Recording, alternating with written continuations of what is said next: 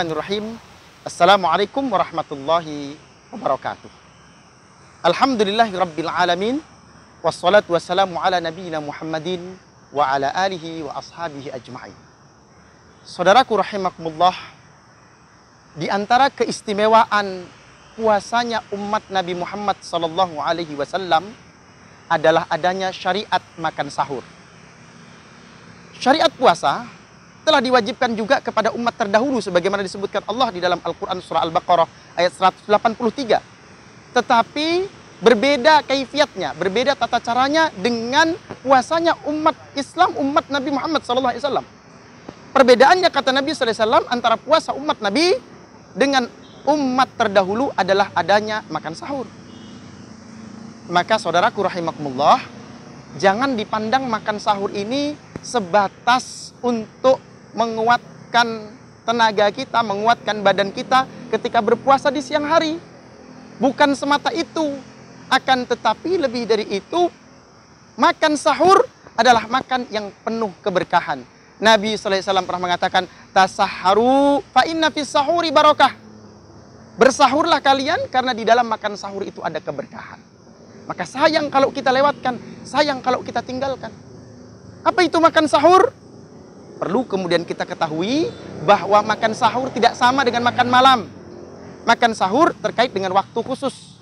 Waktu sahar itu sendiri adalah waktu sepertiga malam yang terakhir.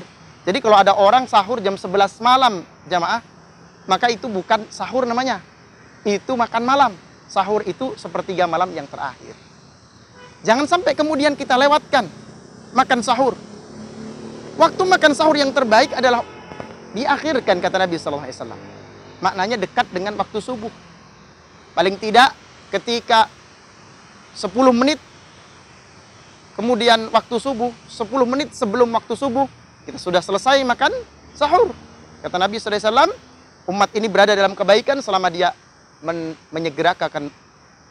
Kata Nabi SAW, umat ini senantiasa dalam kebaikan selama dia menyegerakan berbuka dan mengakhirkan makan sahur. Maka jangan terlewatkan makan sahur ini karena di dalamnya ada keberkahan. Bahkan Nabi SAW pernah mengatakan, innallaha wa malaikatahu yusalluna 'alal mutasakhirin. Sesungguhnya Allah dan para malaikat itu bersolawat kepada orang yang makan sahur. Luar biasa ini keutamaannya. Jangan sampai ditinggalkan. Bahkan seandainya sekalipun bisa jadi barangkali saudaraku sekalian ketika bangun di pagi hari, orang sudah kemudian mengumandangkan peringatan imsak. Maka perlu diketahui bahwa peringatan tanda imsak itu bukan tanda orang sudah tidak lagi boleh makan. Itu hanya peringatan. Kalau imsak sudah dikumandangkan, masih boleh makan, masih boleh minum. Batasnya orang tidak lagi boleh makan dan minum adalah ketika sudah terbit fajar, ketika sudah azan subuh.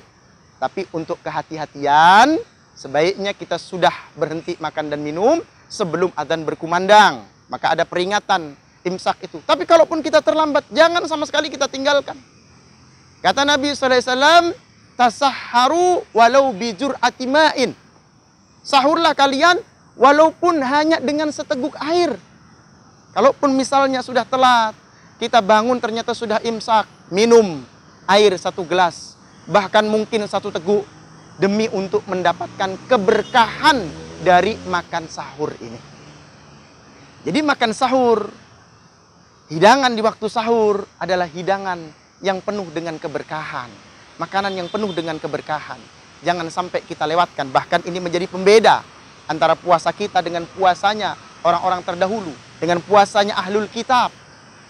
Ini istimewanya umat Nabi Muhammad sallallahu alaihi wasallam. Kadang-kala ada orang yang justru ketika dia tidak sahur, dia bangga. Hari ini aku mampu berpuasa, padahal aku tadi malam tidak sahur. Mungkin dia merasa pahalanya banyak karena dia tidak sahur, tidak makan dan minum sejak malam hari.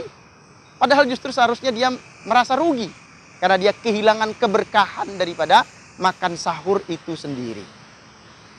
Maka saudaraku yang dirahmati oleh Allah Subhanahu wa ta'ala, jangan kita lewatkan keutamaan-keutamaan sekecil apapun di dalam Ramadan ini.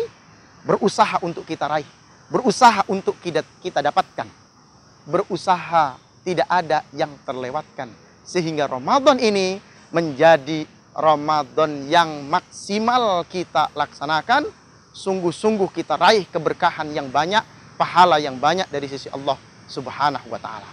Semoga Ramadan ini menjadi Ramadan terbaik kita. Kalaupun Allah Subhanahu wa taala takdirkan Ramadan ini adalah Ramadan terakhir bagi kita, maka kita sudah mendapatkan keberkahan yang besar, keberkahan yang banyak, pahala yang banyak dari sisi Allah Subhanahu wa taala. Subhanakallahumma bihamdik asyhadu an la ilaha illa anta astaghfiruka wa atubu ilaik. Assalamualaikum warahmatullahi wabarakatuh.